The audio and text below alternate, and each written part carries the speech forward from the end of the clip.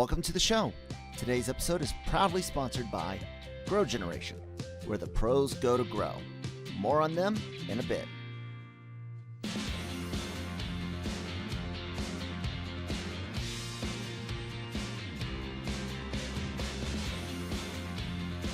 All right, welcome back everyone to the Anime-Versal Reviews podcast. I am one of your hosts tonight, whenever you're listening, Kyle, and I am joined by one of our other hosts, Brian. What's up, bud?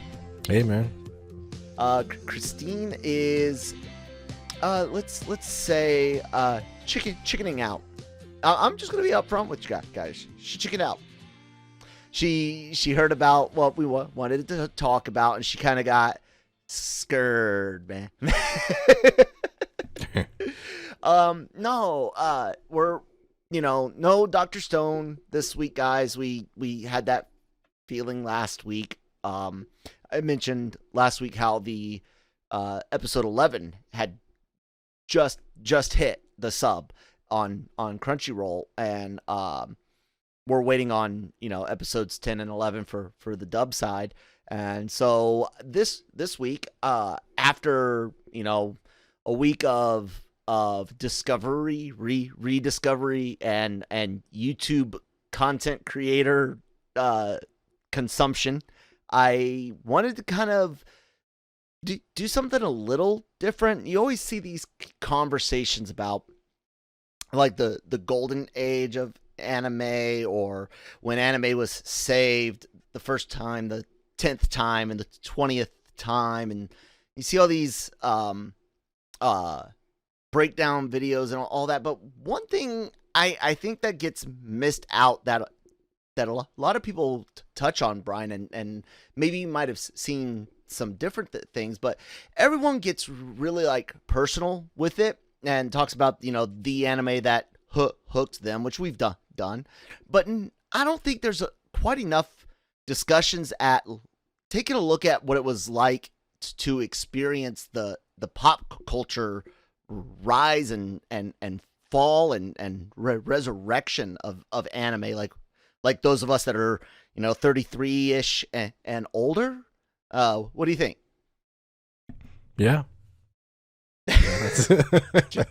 just yeah. No, I mean, it's a very different type of medium, and something that had its rise, but it's even as popular as it got, it was still a giant subculture, Yeah, definitely. I mean, it wasn't until for me, and I lived in many places in my youth. The word anime, it wasn't even really talked about until I would say the very end of the 90s. Mm-hmm. Like into where you could say it, and most people would be like, "Oh, I know what that is." Yeah. Then the like 98, 99. Yeah. Well, I mean the 2000, very end. Yeah. Definitely. You and I had a unique upbringing, and I always bring this up to people. The whole army brats side of things.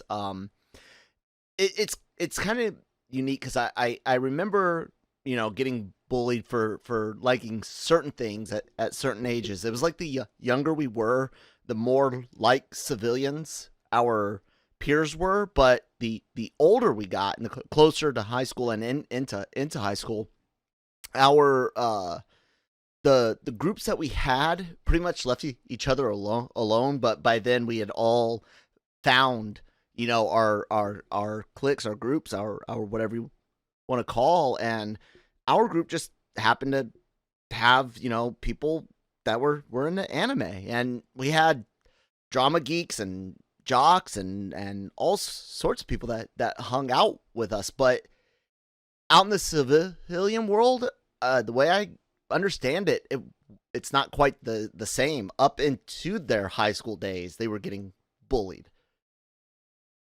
I don't remember getting bullied in high school for it much, Brian. Do you? No.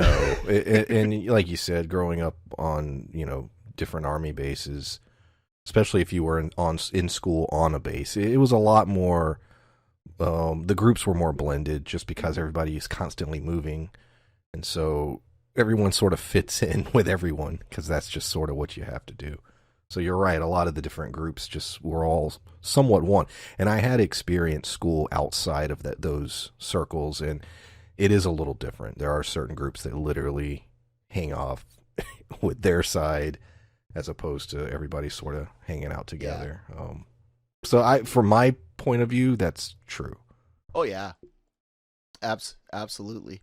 And it sucks because, like I said, I can remember getting bullied for things earlier in life. It was just by high school, for like Brian said, we've moved around. Shit, I did 3 different high schools, and none of them because I got in trouble. You know, all literally because of zip codes and moving and stuff. And it's a different life.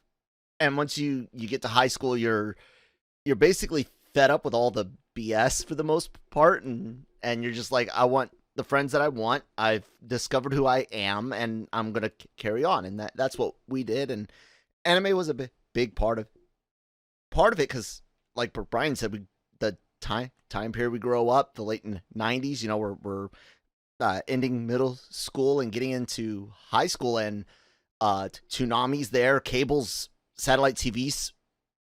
Commonplace, you know, it's relatively inexpensive now. You know, Cartoon Network is no longer what your rich uncle or rich grandparent had, you know. Yeah. And you've got this huge awakening in the 90s, not just from Toonami, but even something a little bit before that, the rental place, Brian. You know, a lot of people get their first taste of anime with things like Speed Racer, Voltron, you know, Battle of the Planets, Gatchaman, things that were brought over and spliced together here in America. And some people continued on to take that into the rental place, and that's where they discovered their Ghost in the Shell, their Yu Hakusho, their Akira and stuff like that. And then a few years later, you know, Toonami, and the same thing, just a few years younger or older, going to those same rental places and discovering even newer stuff because Toonami's making it popular. And that you got some very sly businesses that see, yeah, it's a subculture. It's not the biggest, but holy fuck, these are some dedicated fans, you know?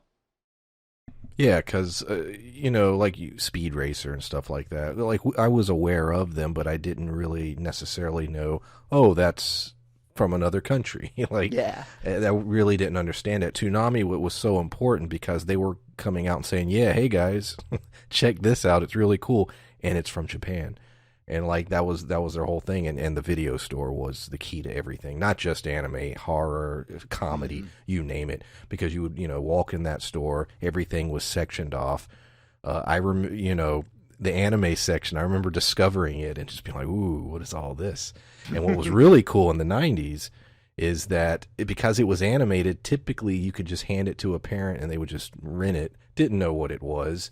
In my case, that happened several times. Now, my dad was the type, he wouldn't have given a shit, even if he knew what it was. My mom, on the other hand, different story. But, you know, they see cartoons, and it's so funny because the thought of a cartoon that's like, you know, adult was sort of weird. And in some ways it still is outside of comedy. Like something like Family Guy and even The Simpsons going back to the, you know, late 80s, early 90s. Okay, we understand that in the US comedy, adult animation, but the idea of something like, just a straight up drama or an action thing or a horror thing, that was very new. And like I said, in some ways still to this day, a little, foreign, if you will, to American audiences. Yeah. I mean, there's no denying that the people like you and I, and even people a little bit older, of course, those of the youngest of Gen X, you know, and the oldest millennials, those are people that are making shit now that are artists that are illustrators, computer animation, and they're now in Powerhouse Studios making Castlevania, which everyone looks at and goes, this looks and feels very anime, but yet it doesn't look like anime. What's going on here? And it's because you've had so much exposure to anime tropes, as in like the way characters move, the way action is done in a lot of anime, but yet you have this heavily Western influence on the character designs overall, except for those strangely anime type faces. And I think that's one of the really cool things, is to see that influx of the people growing up with it, getting to finally start making some of this stuff, you know? And Castlevania is a great example of that, because like you said, here's an animated series that's very adult oriented, R-rated type material, not only for the graphic violence and the adult content, but it's a drama, and there's a lot of adult storytelling in it. But here's something that's based off of a Japanese video game series. Mm-hmm. So like you said, some of the aesthetics has that flavor, but no, this is an American production through and through. And so it's sort of that cool hybrid, and I hope more productions like that come out of the US. Yeah. I gotta say, I gotta give Powerhouse some props on their Masters of the Universe art, and the fact that it looks nothing like Castlevania. Like I'm not gonna say I would have been upset if it had been darker looking or something, but no, like Kevin Smith and Mark and I'm always afraid it's Bernardin, right? Bernardin, right? Yeah, I think their Masters of the Universe dude is every bit as bright and colorful as you would expect, but it looks so good, so crisp, so clean. I don't even like He-Man, and I want to watch it. I want a trailer so bad. Like after seeing the images, I'm like, okay, I heard the theme song. I've seen some images. I've seen the toys. Show me a damn trailer. Yeah, definitely. There was one little issue in the 80s, well, in the 90s, for us 80s, 90s kids growing up with this anime and getting into it, and that was the younger kids getting into it for us. I can remember being just young enough / old enough to be into Pokemon for a year or two, and you are a year older than me, and you missed out on it pretty much completely, which means you missed out on one of the best RPGs ever, honestly, in the original 2 games. Yeah, that comes up so often with every group of friends. Mm-hmm. They're like, I didn't play Pokemon. They're like, how? I was like, I just didn't. It was around me. I saw it. I was very aware of it. Yeah. But I never got into it. What a difference a year makes, you know? Because I know damn well our mutual friends Matt and Larry were both into it. Absolutely. And they're just, a few months older than me, So, yeah. That kind of started grating on people, because you had this huge influx of really kiddish, your Digimon, Pokemon copycats, your Cartoon Network trying to pump out action-y type stuff like Reboot and things like that, trying to look for not necessarily anime like we think of it, but looking for different aesthetics to bring people over, and you get this almost an oversaturation for like really kiddie stuff. The Gundam stuff is starting to go away. Dragon Ball is still there. The Midnight Run starts towards the early 2000s, late 90s, where you get your uncut Gundam Wing, and I know Gundam's a huge deal for you, man. What was it? What was it like for you getting to see the uncut stuff and being aware of like Midnight Run and things like that? Oh, it was great. I used to watch it twice a day. There was that period because they would air it, after school hours, and then they'd air it again at midnight, uncut. And I would literally watch Gundam Wing twice a day. I think it was 4 or 5 days a week. I can't remember if they changed the schedule on Fridays. I know at one point they did, but I don't really remember the exact schedules. I loved all that stuff. And when it ended, I remember when it ended, when Toonami went away, and when just all of that dropped off. And then I'm not going to bash other anime. There's a specific one I want to bring up. But I remember when Naruto came out. Yeah. and I look, I know people that love it to death, and I completely respect that. And it is cool, some parts that I've seen of it. But I remember when it came out, for me, it was like, Dragon Ball Z. I grew up on Dragon Ball Z. And so for me, and I understand there's a lot more depth with a lot of the relationships and stuff within Naruto, but I'll be honest, I wasn't willing to give it a chance at that time. Yeah. And so that was roughly that period where I was just sort of dropped out of anime to a degree. And because I remember when it was blowing up and it was a big deal, but it never really hit with me. Yeah. That early 2000s is that, peak of what some consider a golden age. And it's almost like the 2000s were filled with many golden ages, because you had your diehard Naruto fans, and then you had your diehard Bleach fans, and your diehard Full Metal Alchemist fans. I gave Bleach a chance, and it failed me. So I will go on record saying no to Bleach.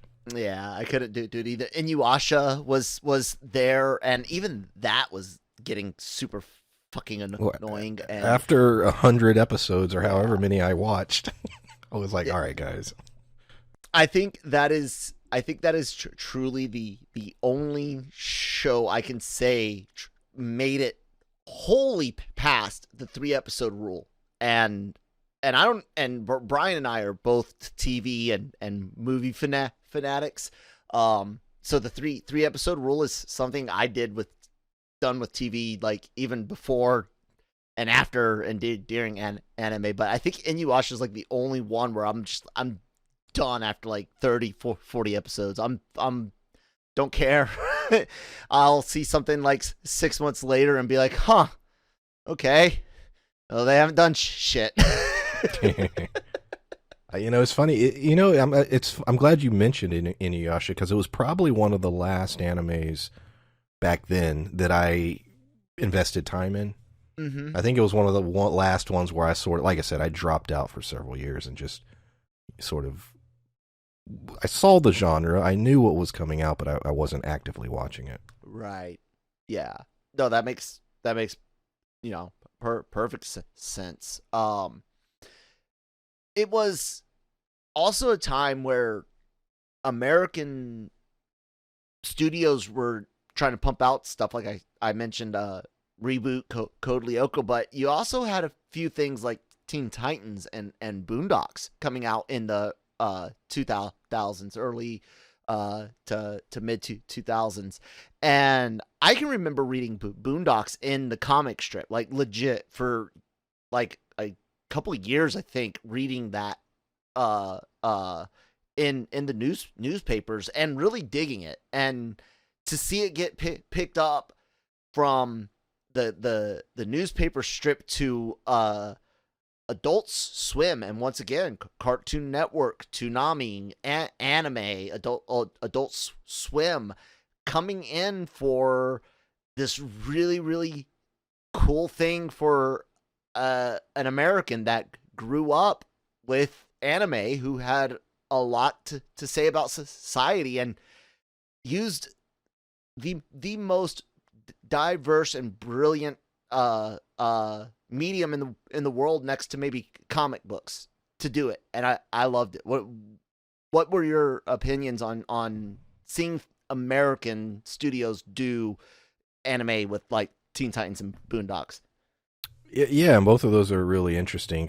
Teen Titans being geared towards sort of a teen and young adult audience, but having a little more edge to it, and it very well told story. And then Boondocks literally coming also from the pages of like you said, comic strips, being edgy, having something to say, and doing it very well. I was a fan of both of those shows. Yeah. What do you think about that idea of everyone latching on to? Because, like you said, we were guilty of it. We kind of gate kept and kind of became elitist assholes about what was required to like anime, and when you saw that people didn't want to be a part of that anymore, like you said, you just kind of dropped out of it. Not necessarily like out of anger or anything, but it was just like what was being brought over just didn't appeal to us. It was almost kind of like being a Star Wars fan now. Like they wanted the new people, and the old fans didn't matter very much anymore. Is that did you kind of get that feeling from at least the stuff that we could get access to over here? Yeah, because even there was a period where I was ignoring Gundam heavily, and there were a lot of stuff they were putting out that I just I don't care. It took me quite a while to watch 00. Like 00 had come out. This was a little later, but 00 had come out. I had heard about it, and I was like, nah, I'm done with Gundam for now. I'll go back and watch the old stuff. And then it was a huge problem with, was it G or C? G. G. And then they even did the SD Gundam. Stupid. Yeah, the Kid Gundam thing. But it was after season 2 of 00 had come out, and I just kept reading. Oh, it's worth it. And I sat down and binged both seasons, and was like, whoa, I can't believe I almost missed out. But yeah, there was a lot of things coming out that just was not interesting me. Even up until a handful of years ago, there was a couple shows where people just kept saying, watch it. And I gave it a couple episodes, and I was just like, no, no. Just didn't have that same feel. But I had quite the same thing. Every now and then there would be something new. Larry or someone would, really insist on, like, he really insisted on Attack on Titan, and that's way later than what we're talking about and now. But yeah, I can remember feeling the same, but it never stopped me from going back and watching what I had seen and what I did like. I had some bigger anime like Full Metal Alchemist, which was like 55 episodes, I think, the original before Brotherhood, and I had shorter things like the Tenchi Muyo OVA and things in the middle like the Tenchi Universe series. I'm saying I like Tenchi, so yeah, Tenchi in Tokyo was good too. I didn't like Tenchi GXP. What's your opinion on Tenchi, Brian? I've not watched nearly as much as you, sir. I will say this. I was talking to Christine about harem anime and things like that. And I was like, Tenchi's a different take on harems, because here your main protagonist, first off, he's not a complete loser. He's a little awkward, but he's not a complete loser. He's a good guy. And he's studying to be a Shinto priest, and he has no interest in pursuing these girls himself. It's not like Love Hina. It's not like El Hazard or any other thing that I could think of. It's completely different in that sense of harem anime. You know what I'm saying? Yeah, I watched, like I said, I have watched some. Yeah. I was a big Ryoko fan, but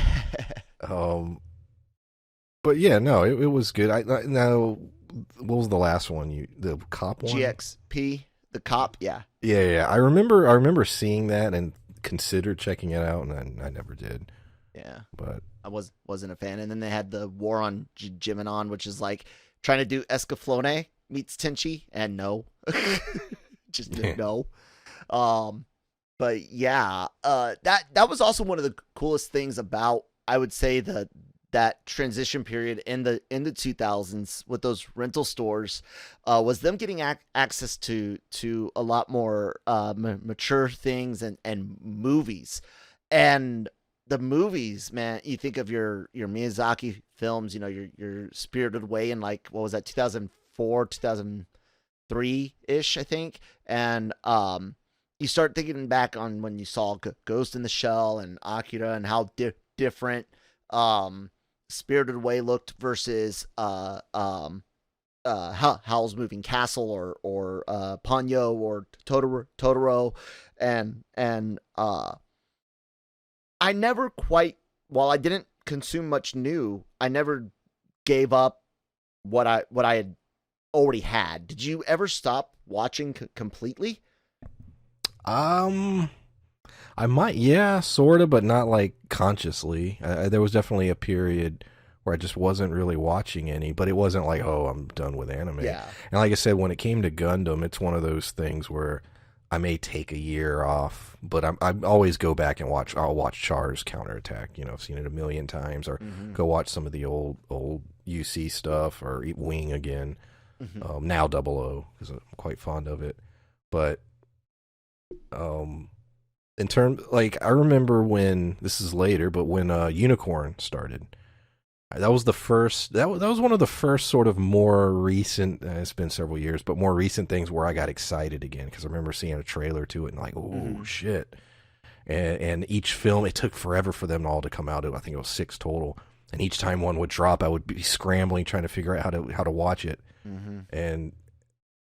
But yeah, there was definitely a break where I just wasn't watching any. With that, and seeing, because you got another unique perspective that I don't have, and that's that Brian works with kids. He works with school age kids and young teens at a youth center type setting. You got to hear all their discussions and things like that. So kind of take us through after high school, Brian, up until like 2010, 2011. What was it like hearing a bunch of 12-year-olds talk about their anime like we did? At that period, the two things I heard most about were Naruto and Yu-Gi-Oh! Oh, yeah. I as someone who has never played Yu-Gi-Oh! And or watched it, I know a lot about it. And I've seen, I used to do tournaments, would host tournaments with young, like you said, with middle school and teens, and it was like I said, and maybe that was another reason I just sort of dropped out of it for a while, is I was being surrounded by a lot of it that I didn't care for, and it was literally part of my job. It was my day-to-day. I was constantly around it, and I was like, I don't care. So oddly, it became... Is this your way of telling me you quit? It became like work. Yeah, it was actually work, and it was stuff I really didn't care for all that much. I never thought of that until now. I think that might have fed into it a little bit. But those were the two big ones, and then flashing forward in the last several years, when My Hero Academia came out, or Tokyo Ghoul, Attack on Titan, stuff like that. That was the point where they were like, "Hey, check this out," and I would go watch some of it and be like, "Yeah, it was pretty cool." Being able to have a back and forth with it. But back in the Yu-Gi-Oh days, no, I was just like, fuck, I don't care. But they love it, so it's kind of funny. I'd be remiss if I didn't mention the YouTuber that legitimately inspired this conversation. Like I said, just fucking watching a ton of videos, and that's Giga from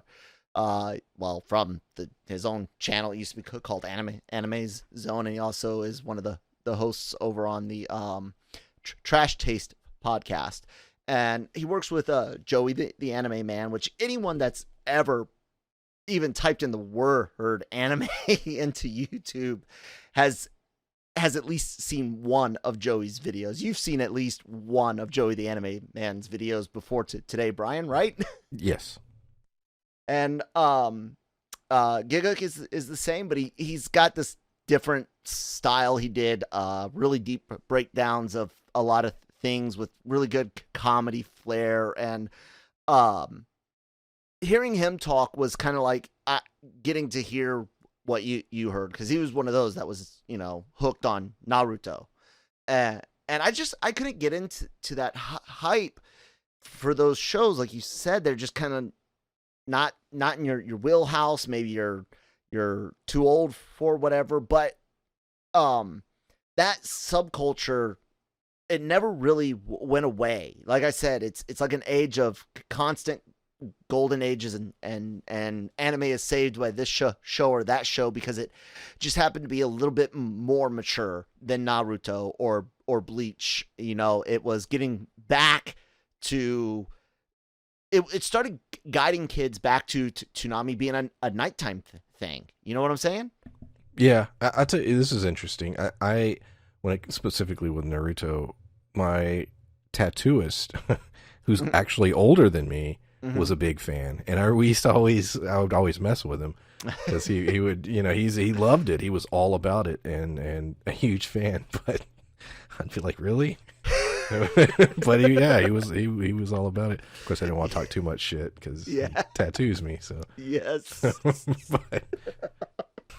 and that's one of the rules, people. Rule number 1 is, of course, Kyle's always right. Rule number 2 is don't fuck with the people that provide you certain services, including something like tattoo work, hospital people, food workers, and things like that.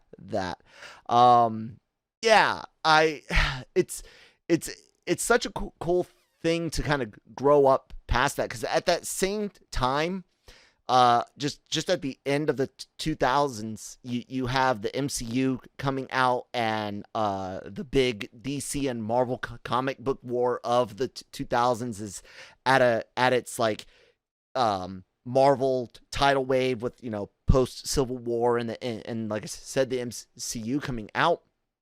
It's like this time to get on to new things, get into different things, and watch another medium that I had grown up with get its day in the limelight, of which it still has. But like I said, that subculture of anime fans never went away. There kept being new shows, new kids. Crunchyroll and Funimation start coming around. All your video stores that even start going out of business. You still have things like Movie Stop and Borders and things which are bringing in dubbed anime out the ass, and the prices aren't as bad as the days of like Suncoast. Brian, do you remember trying to get FLCL on DVD? Well, let's talk for a second about that. Sure. There was that era. You're right. There was that era where anime was so insanely priced. Like, even the thought of buying it, you were just like, no. Because you'd be like, oh, you get 3 episodes, but it's like $90. Mm-hmm. And yeah, Suncoast was the worst. Yeah. But Borders was questionable as well as far as some of the prices. That ended, I forget, I don't know what year that ended, but there was that period where, my God, the pricing was ridiculous. Now it's insane. You can look it up, and it's like, buy all of Trigun for $20. Yeah. It's like, what? The first 3 sagas from DBZ for $60. It was like, damn, dudes. Like, we got like, I remember Matt trying to collect the VHS cassettes just for like the Cell Saga was a fucking arm and a leg. Yeah. It was a terrible time in that sense, but people they turned to peer-to-peer sharing services, FTPs and things like that too. You had your news groups and hotline and all the Napster clones. What were those? LimeWire? Yeah, that was one. That was one. And I'm, not gonna lie, I was guilty of buying anime on eBay. I didn't know it was pirated. It came in a box and sealed. I thought it was legit. I want to say I bought Hellsing, and it was like that. Yeah. If I recall, yeah. But legitimately, I did not know any better. Like you said, we saw these ridiculous prices, and then somebody's selling it online, and they're claiming to have imported it. You know, versus an American studio distributing. You know, but it was nice to see that ending, as I could get back into anime in the 20 teens and beyond, which I guess we can talk about after a word from our sponsors over at Grow Generation. Take it away. Grow Generation, where the pros go to grow. For all of your cultivation needs, Grow Generation has the right products, service and staff to make your grow successful. Go to www.growgeneration.com, where the pros go to grow. All right. Thank you guys so much for sponsoring the episode. Make sure you guys check out Grow Generation in the link below. It's where the pros go to grow. The 2010s and the 20 teens, Brian, there's that whole, like I said, the subcultures there. You've got these little individual shows that come out. Manga starts really picking up during this time. I would say it's still not huge in America, but you start seeing it more in kids' hands, right? It absolutely. You start seeing it, yeah. And Yeah. comic shops, the comic shop I used to frequent before it went under, like every comic shop seems to be. You could support your local comic shops, people, please. Yeah. There's so few, man. They're dying off, and the one I used to go to, in fact, did that very thing, died off. But you could order. He would order. He could get any manga you wanted, and the one I started. I'm a big Berserk fan, and so being able to at that time, I was like, oh shit, I can actually catch up and read it. You know, and it was crazy. Now, obviously, with the internet, it's like, yeah, I can read as much as I want. Yeah. but at that point, that was more difficult to find even there. So ordering the physical books was really cool. But yeah, kids, young people, it just became more easy to access. Yep. Now, I didn't get the experience of, the seeing what the teenagers were into, but I was in the army, and I got to see what the young adults were into. I had 18, 19-year-old soldiers under my that were my subordinates, and it was so cool to see again. First off, the military, the most diverse employer in the United States, in the world. The United States military takes personnel from all over the world. And God, Brian, how many of our friends have, a mom or a dad from a foreign country? Like, oh yeah, hell, that's part of how I discovered anime was the fact one of my close friends in middle school, his dad had married his mom in Japan. He was half American, half Japanese, and we got that, but that continued on into these. And the one thing I noticed about manga, and I want to know, was it at the same time in the kids? I think that's when you really started seeing more females getting into both manga and anime. Like, I saw manga in more female hands than male hands, but it slowly equilibralized on both sides, the anime and manga side. I would say by the 2010s, it would be over 50% female. Okay. That I was seeing, even now. It is it's a little bit of everyone, but no, a lot of, definitely very popular. Yeah. With girls, very much so on that manga side, which did help bring them over to the anime side. And I would say that this time period is where some of the best stuff ended up being created, but slept on. And you start thinking about movies and things. You start thinking, oh God, how many times has an American outlet written the words, the next Ghibli or next Miyazaki, and it's like, look, you guys have already said that about um uh Shinkai and Hosada like multiple times in the same outlet, like for the same for movies from the same directors, and I like that it gets to grow, and that the film idea ekes into the subconscious of America, because you start seeing the live action anime attempts in the West, and it's not necessarily like those all work out, but fuck, dude, we got theatrical releases for things like Weathering with You because of how great Your Name did in 2016.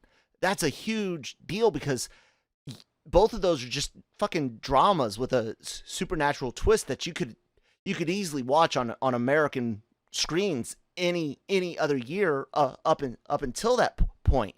But now for the first time, really, we're looking at Osada's next film, the what is it, the Dragon and the Freckled Princess, that Belle movie. We're looking at that getting a decent theatrical release. You look at Demon Slayer slaying the theaters here in the West. Brian, I mean, a Silent Voice, Your Name, Girl That Led Through Time, all of those. Is Disney's reign supreme of kid only animation over in the big screens? Maybe. Demon Slayer is significant. I think this will be remembered for changing things in some ways. You're right. It's not the first, and the others have paved its way, but finally, we're looking at comic to manga sales. They're blowing up over there. Mm-hmm. Their animes are massively popular all over the world. And one thing that is really cool about anime, and it's something I've embraced a lot more the older I've gotten, is there's so many different genres within it. It's not just a thing, and that's something that I think the Western audiences are finally figuring out. Oh, if you're just into a little romance shit, we got that. If you're into the demon, gory stuff, we got that. Horror, we got that. Teen drama, they got everything. Ping pong, sports. Dude, I saw wrestling. one about farming, and I watched a couple episodes and was getting into dictionary writing. Yeah, I'm not joking. I know. There's so much. So many options, and I would say over the last handful of years, which we're working up to in this discussion, when I'm rediscovering anime and just seeing not only what all the new stuff is, but going back to some of the stuff I missed and even older, there's a hunger for something new. Hollywood, like you said, Disney animation, whatever you want to call it. There's become a staleness in the air. With entertainment, this is my opinion, within as far as U.S. produced stuff. Outside of a few things, there are always exceptions. Yeah. But for the most part, we'll say the mainstream stuff, it's getting a little stale. And so everybody's looking, what is out there? And we're seeing it in Japan. We're seeing it across the sea. There is interesting stuff out there. And I think, like you said, what we're seeing with Demon Slayer's success is signs of things to come, I think. It's exciting. It really, I don't even know if people understand why it's exciting. And I'll point again to Powerhouse and fucking Castlevania. That's why it's exciting, guys. You're talking about a whole generation of people that are in control of these industries, and not just from America that were inspired, but the same, Gen Xers, youngest X / older millennials are the manga writers and the animators and directors and writers and stuff in Japan and other countries right now. That's them. They're getting to create this stuff, and the thing about anime, just like comic books, and what allows it to show so much uh uh different genres is literally because it just shows you life. Yeah, whether it's escapism or not. Everything in anime is based on like legit life experiences and reactions, and um films are a great way to introduce older people that may have missed out on an awakening type journey in anime. Manny, my co-host over on LRM Mornings, you guys can find on YouTube. Please hit that red subscribe button if you haven't. Follow us on the podcast network. He liked a few movies, but he can't get into shows. And that's why, again, that's exciting, because if you can get into the movie, then I got a short OVA for you. And if you can watch 4 episodes of an OVA or two, then I've got a short series for you that's only 20.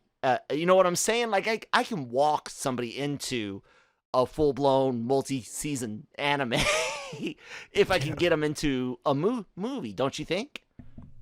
Yeah. And a lot of times, when you say anime, people have a very specific idea of what it is. And it's like, yeah. And it's like, no, there's a lot more. Like I said, it's not just one specific thing. But also what you were talking about earlier in terms of it inspiring, or its success inspiring American production studios to do different things. That's a great thing too. I don't think you were into the Airbender series. No. Avatar: The Last Airbender or Korra. I was. I watched both those series in their entirety. Was a huge fan of them and was like, wow, I was elitist at that point. I was like, wow, this is really cool, and look at what they're doing here, and blah blah blah. And at that point, seeing that, okay, it's not anime, but it is, but it's not.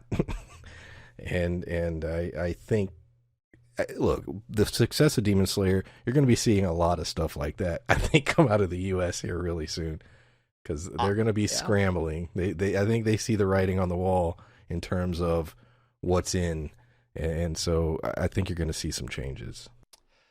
I would wager that Belle, Dragon and Freckled Princess, that you might even see that get more screens now after Demon Slayer did yes. so well. And especially as theaters are looking for something to put on screen, and they go, "Oh, this is the guy that did Your Name." Yeah, we'll take it. You are not your name. Your name. Sorry. Freaking Summer Wars, Wolf Children. Shit, guys. I'm sorry for those of you that might be new. I've got brain damage. Well, a side note to that, anyone listening in the U.S., Gundam Hathaway, the movie, is getting a theatrical release in Japan in about a week. You need to fill it in as many. It needs to go everywhere, please. Yes. I need it on U.S. screens. I need it here. Do it. Yeah. Absolutely. Hosoda, Mamoru Hosoda, his work. I know some people love things like Summer Wars. Didn't necessarily like Girl Up Through Time. I'm a huge fan of his. Is it? I always mess up. Boy and the Beast or Beast and the Boy. I can't never fucking think it's Boy and the Beast. The order, but great movie, man, wasn't it? Yeah, I think it could get a bigger release, and I think the age of the Ghibli film festivals that happen every summer and fall, I think even that might see an expansion. So let's talk a little bit about the current big resurgence. Funimation, huge. Crunchyroll, fucking huge. Seasonal anime over the last 5-6 years, dude, has just it's been something in America like I've never seen before. All the thanks to streaming, and unfortunately, thanks to my arch nemesis now that they own both of the big producers. Attack on Titan, My Hero Academia, like you said, both just massive hits. But dude, beyond that shit, look at what we talk about. Dr. Stone, man, what's it like with the kids today? They all watch anime of some kind. One Punch Man, like I was saying, the Tokyo Ghoul, they still rock those shirts. Hunter x Hunter. I mean, I don't know, dude. Kids wear those shirts. It's crazy. And they start wearing throwback stuff, like Yu Yu Hakusho and stuff like that. Like those are normal things to see on young people today. Like you said, My Hero Academia, that's a real big one everybody's into.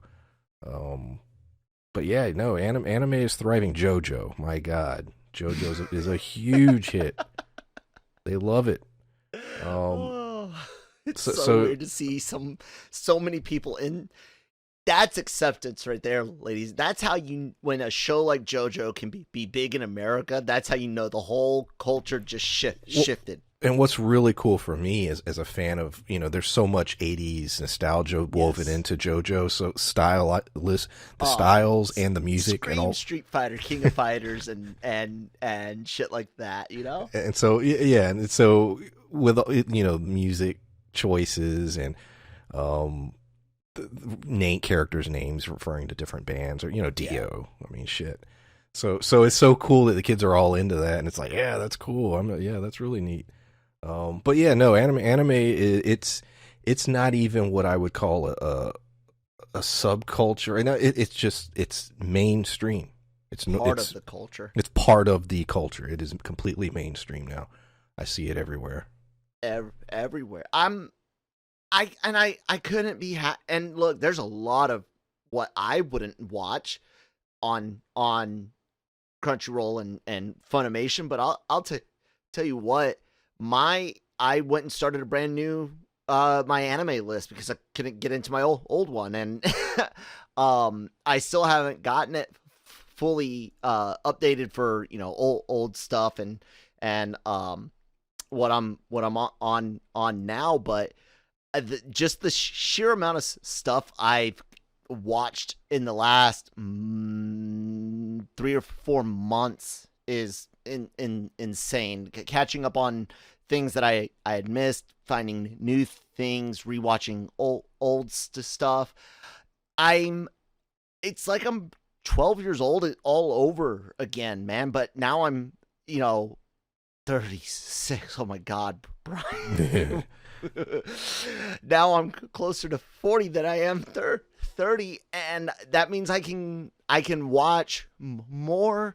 I have access to more than I ever had at a Blockbuster or Hollywood Video, or even our Hastings there where we went to high school at. It is so cool to be getting back into it right now, isn't it? Yeah, I mean, you're watching so much. You're on a tear, man. you really are.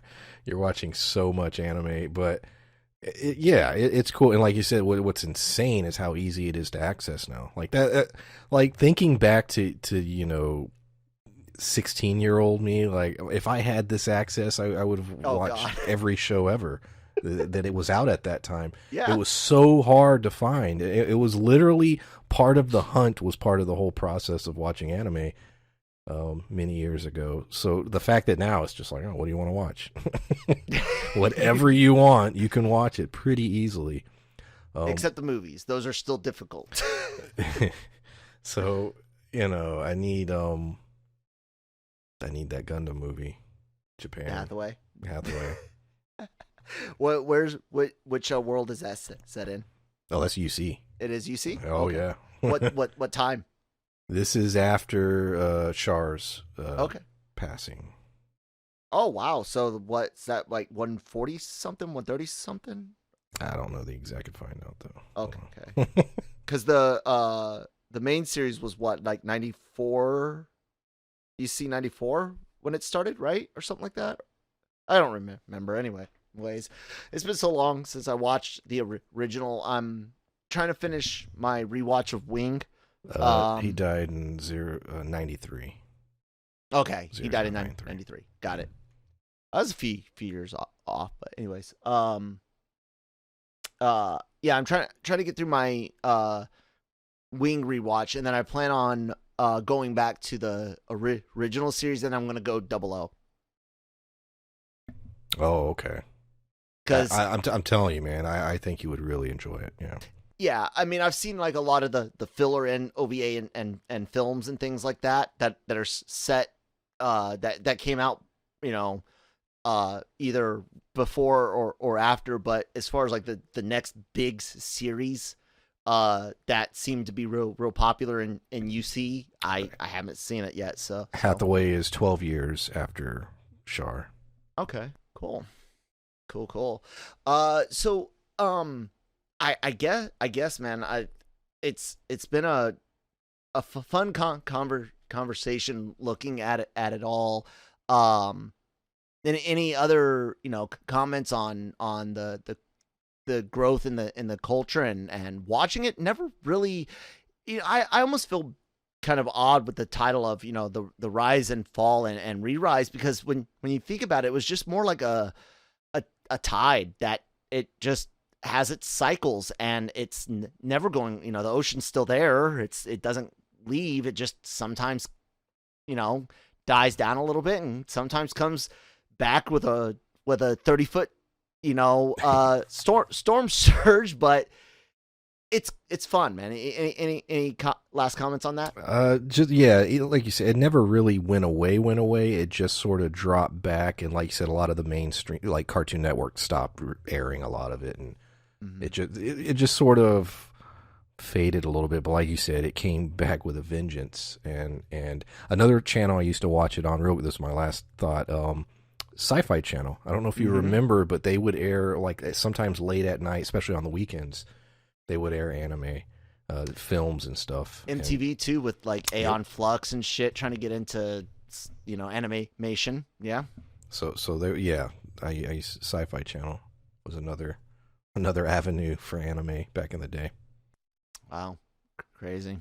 So far, just for shits and giggles, and like I said, I haven't finished updating. I'm still got shows and old things to add, but 90 entries, 3,353 episodes of stuff watched, including rewatches, 66 completed, 4 on hold, 2 drops, 11 on the endless plan to watch, and 7 that I am currently watching, of which Dr. Stone, but by far, I don't give a fuck what anyone says. That is not just what really got me rehooked again in 2019.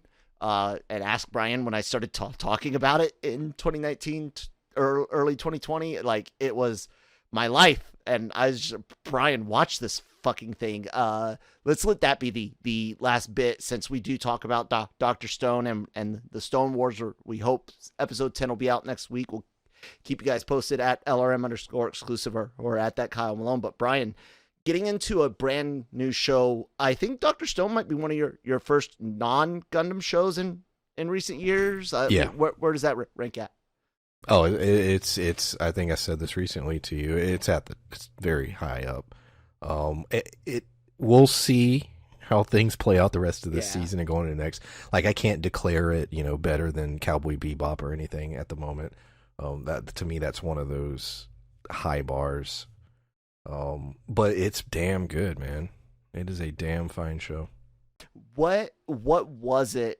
Do you think it was timing? Do you think it was that anime in particular, or what was it about Dr. Stone where you said, I can do, because that's not the only new show you've watched yet, and it's not the last one you're gonna watch either. It's weird, because it really was the premise. And I remember you kept telling me, you were trying to ease me into it, because you kept saying the first 5, you might have, it's a little different, and you may have to get through that before, it really gets going. And I told you, I was like, I was hooked in those, I loved those episodes. And so for me, it was just the premise was so unique and interesting, and the characters were so well written. And like I said, everything that I was afraid it was going to do, it didn't do. And I kept being surprised by it, because I was like, oh, here's that. You have certain character types that I don't like, and I was like, oh shit, here we go. We're gonna have that, and then they didn't do it. And so as it kept going, it kept surprising me in that way. The premise kept getting more and more interesting. I love the mystery of every episode, trying to figure, okay, what's he going to make? What's Senku going to come up with this week? Mm-hmm. And then I also like the whole aspect of the two factions, the idea of, this group that's all about might and muscle. And I don't know, it spoke to me on different levels. I'm a big Conan fan, so maybe Tsukasa reminds me of that a little bit. Mm-hmm. Gen's a character that I'm really into that kind of character. I think that's cool. So it I don't know. It was one of those weird things where it just checked all these boxes for me, and just worked. Yeah, I'm telling you, the next one, of course, is Gridman. Like I said, yes, that is the next thing I'm going to watch. Today's Dyna-Xenon was fucking phenomenal. Oh, so that's running. Dyna-Xenon is on now. It's I didn't know that. Okay. Yep, the thing you have to watch after, but going into our closing here, Anime-Versal is going to be continuing to cover anime. We're coming up with plans for what we're reviewing next. After Dr. Stone is done, we are going to talk about a classic series with FLCL. We're just going to talk about those 6 OG episodes and review that. But Christine and I have been getting into some really questionable material, Brian. Yes, you have. but tell me, is it not the questionable? And this is not the H word, ladies and gentlemen. This is not the H word, but because I don't want to get demonetized yet. But it's questionable in a good way, isn't it, Brian? Like I said, I am going to check it out. I've not yet, but the premise is very intriguing. Have you seen Elfen Lied? Yes. Okay. So even within, there's a show that has a lot of crazy sci-fi gore, but also there's the side story. Yeah. And the shit that Kyle's into is very reminiscent of that side story in Elfen Lied. What do you mean by into? Hold on. I'm into an animated show here, yes, Brian, with an amazing, talented voice acting cast, a great opening theme, and it just happens to be about a dude that gets laid one night, and that chick is the younger sister of his teacher, and those two girls, his mom is marrying his dad. What? You do the math, audience, on how all those relationships connect. It's an interesting, but that's another cool thing about anime, like being serious, is like they can, it's easy to experiment with these storylines and do weird drama, and I don't, it's storytelling at the end of the day. And as someone who's a fan of certain Cinemax shows like Warrior or Banshee, which has over the top adult content in them as well, this is no different than that. No, and at the end of the day, and we're talking about, if you guys don't know, domestic girlfriend. At the end of the day, when you get into the show, you'll realize, wait, first off, they're meeting in high school. They're already young adults, so there's no familial relationship there. I'm not sure how things are in Japan with like divorced and mixed families and things like that, but in the United States, people that are like older, when they meet up, it's different. Marriages are different, and that familiar relationship is not a part of. They try to make it a part of it, but in reality, it's literally just a love triangle drama mixed with an additional layer of complication because of the parents, and the parents not wanting their relationship to affect the kids. Basically, I'll be the judge of that, sir. Yeah, you can be the judge of that. But the next pile of fucking trash after that we've got for you is definitely way worse. Well, way worse. That one is way. So yeah. Look for what I'm tentatively calling either Anime-Versal Guilty Pleasures or Anime-Versal After Midnight, or maybe even steal off a Toonami and just go with the Anime-Versal Midnight Run. So yeah, let me know what I should do in the comments below. Yeah, guys, like I said, LRMonline.com every day, all your entertainment news, needs, and opinions. I didn't say that on this show, but I say that on all my other shows, which you guys should check out on our YouTube channel. Hit that red subscribe button, hit the bell so you can be notified whenever great content goes up. We got A-list celebrity interviews all the time, all these great shows with the Anime-Versal, Marvel Multiverse Mondays, the Daily Show, LRMornings, and what's coming up with the Genreverse, and of course go over to our podcast network wherever you get your podcast from. And yeah, share us with some friends and family. Brian, where can the good people find you at elsewhere? You can find me on YouTube. The channel is PulpMythos, doing shows like Mayor of Easttown, which is a great show, and City on a Hill, so check it out. Yeah, Brian is legitimately cultured, not in the joking way. So yeah, check him out, give him a subscribe. Thank you guys so much for listening, and we'll talk to you next time.